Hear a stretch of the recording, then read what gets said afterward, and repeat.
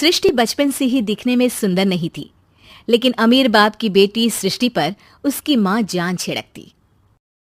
मेरी बेटी कितनी प्यारी है, भगवान सबको सृष्टि जैसी बेटी दे। सृष्टि धीरे धीरे बड़ी होती है।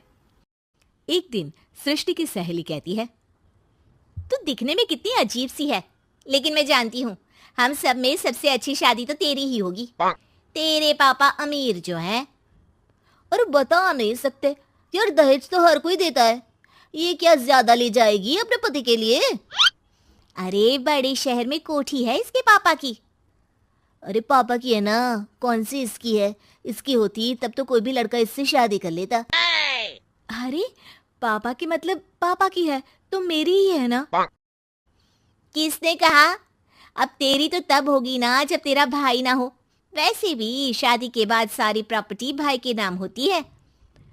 सृष्टि समझ जाती है कि उसे किसी भी हालत में माँ बाप की सारी प्रॉपर्टी को अपने नाम करना है, लेकिन कैसे? एक दिन सृष्टि का भाई शीनू कहता है, बहन क्या कर रही है? तुझसे एक बात करनी है। अरे हाँ हाँ करना, मैं तो तेरी बहन हूँ। बहन मेरी लाइफ में ना एक लड़की है, बहुत अच्छी है। मैं सोच रहा हूँ माँ और पापा से बात करूँ शादी के लिए। सृष्टि को समझ में आ जाता है कि भाई की शादी होते ही भाभी उसे एक दिन भी घर में बर्दाश्त नहीं करेगी। क्या बात है भाई, बताना कौन है वो? यार वो बहुत अच्छी लड़की है, पढ़ी लिखी है, मेरे साथ जॉब भी करती है। बस एक प्रॉब्लम है। हाँ प्रॉब्लम? क्या प्रॉब्लम है भाई? यार वो शादीशुदा है, लेकिन उसके पति ने उसे सिर्फ इसलिए छोड़ दिया क्योंकि उसके माँ बाप दहेज नहीं दे पाए। सृष्टि ये सुनकर न जाने क्यों खुश हो जाती है। अरे भाई तो क्या हुआ, लड़की तुझे तो पसंद है ना? शीनू को लगता है कि बहन उसे समझ रही है। वो इस बात से अनजान होता है कि उसकी बहन की मंशा पूरा घर हड़पने की है। सृष्टि अपनी माँ से कहती है, मम्मी मुझे तो बहुत चिंता है। पता है शीनू क्या कर रहा है? अरे क्या कर रहा है? वो तो काम पर जाता है और वापस घर आता है। नहीं ना माँ, वो यही तो नहीं कर रहा, बाकी सब कर रहा है। आपको पता है उससे प्यार है, और वो भी एक शादीशुदा लड़की से। ये क्या हो गया? मैं सोसाइटी में क्या मुंह दिखाऊंगी? अरे तेरे पापा तो यही कहेंगे कि मैंने ही उसे बिगाड़ दिया है। माँ देखो, मेरी बात मानो, पापा पर भी विश्वास करने की जरूरत नहीं है। अब आप ही बताओ, पापा इतनी देर घर के बाहर रहते हैं क्यों? बोलो। अरे बेटा वो तो नौकरी करते हैं ना। तू बहुत भोली है माँ। पापा का ऑफिस तो 7 बजे खत्म हो जाता है, लेकिन देखो कितनी देर से आते हैं। अरे नहीं नहीं बेटा, ऐसी कोई बात नहीं है। सृष्टि माँ को एक औरत से बात करते पिता की फोटो दिखाती है। देखो माँ कैसे हैं पापा। मैं ना कहती थी कि पापा सही नहीं है। मैं तेरे पापा से बात करूंगी, दे फोटो मुझे। ओ माँ, वो तो डिलीट हो गई। लेकिन चल, तूने तो देख लिया ना। पापा से बाद में बात कर लेना, और हाँ मेरा नाम बिल्कुल मत लेना। हाँ माँ। अब क्या था, सृष्टि के माँ और पिता के बीच झगड़ा होना शुरू हो जाता है। सृष्टि के मन में क्या चल रहा था कोई नहीं जानता था। एक दिन, माँ सृष्टि के लिए एक लड़का देखा है, वो लोग शाम को उसे देखने आने वाले हैं। और हाँ माँ, एक खुशखबरी, मैं और पापा मिलकर एक नया बिजनेस ट्राई कर रहे हैं। शाम को लड़का आता है, सांवले रंग का। सृष्टि को तो बिल्कुल भी पसंद नहीं आता। लड़की की माँ कहती है, लड़की का चेहरा तो कोई खास नहीं, लेकिन अगर मेरे बेटे को आप लोग सेटल कर दें तो मैं उसकी शादी आपकी बेटी से करवा दूं। सृष्टि को लड़का बिल्कुल पसंद नहीं था।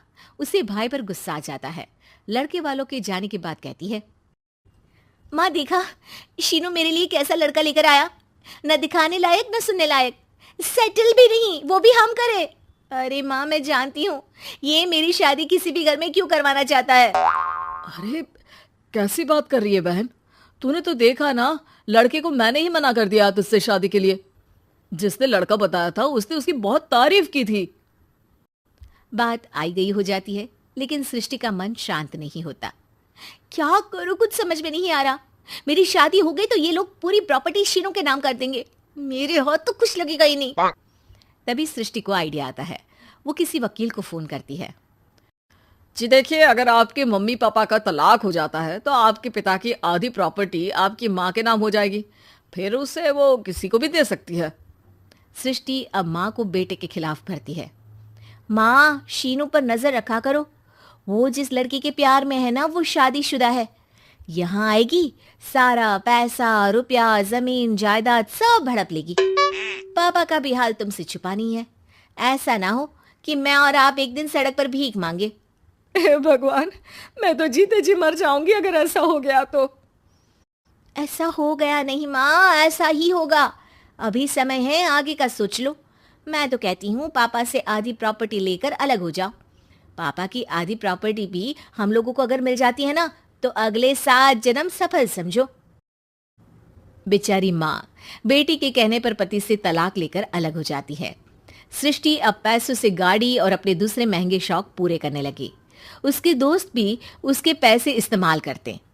सृष्टि, कल तुम कहाँ थी? मैं सारा दिन घर पर अकेली थी। तो मैं क्या करूं? मैंने ठेका तो नहीं लिया है ना तुम्हें संभालने का। माँ को सृष्टि से ये उम्मीद नहीं थी। वो बैठकर रोने लगती है। वहीं उसका पति यानी कि सृष्टि के पिता आ जाते हैं। मैं जानता था कि तुम्हारा यही हाल होगा, तो आपने मुझे रोका क्यों नहीं? मैं रोकता तो तुम रुकती क्या? सृष्टि के कहने पर तुमने मुझ पर अपने बेटे पर शक किया, लेकिन तुम ये भूल गई कि कैसे हम दोनों ने मिलकर जीवन में इतना सब खड़ा किया। माँ पति के गले लग जाती है। मुझे माफ कर दीजिए, मैंने आपकी कमाई का एक बड़ा हिस्सा गवा दिया। कोई बात नहीं, तुम साथ हो तो मैं ऐसी 7 प्रॉपर्टी खड़ी कर दूंगा। तभी वहां सृष्टि आ जाती है रोते हुए। माँ, मयंक ने मुझे छोड़ दिया। वो बोल रहा था जब तक मेरे पास पैसे थे तब तक ही वो मेरे साथ था। पापा,